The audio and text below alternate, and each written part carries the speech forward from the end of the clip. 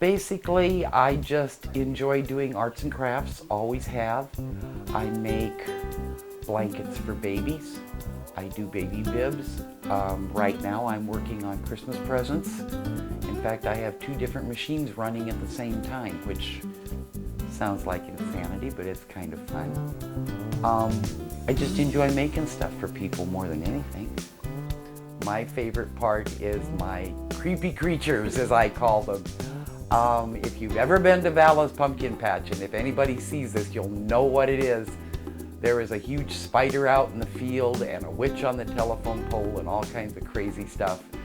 And I've made everything from hairy huskers to leprechauns, and some of those I even have to do sewing on, but those are my favorite things. My leprechaun down the basement.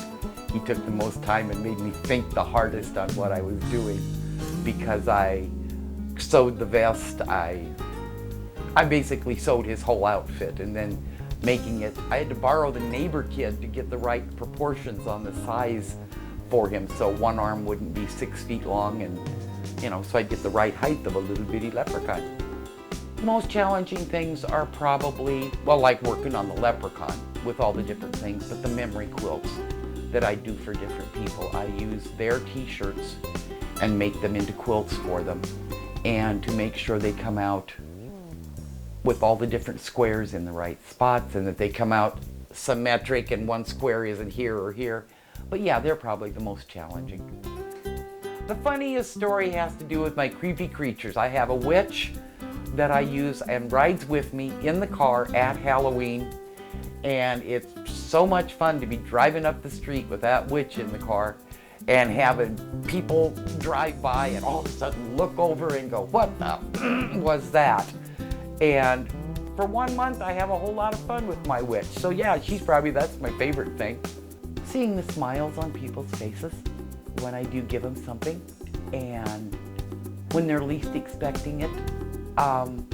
The other thing, the quilts that I make, my fleece quilts, I donate all of them to one of the charities here in town. And knowing that they go to the kids down there that probably are homeless.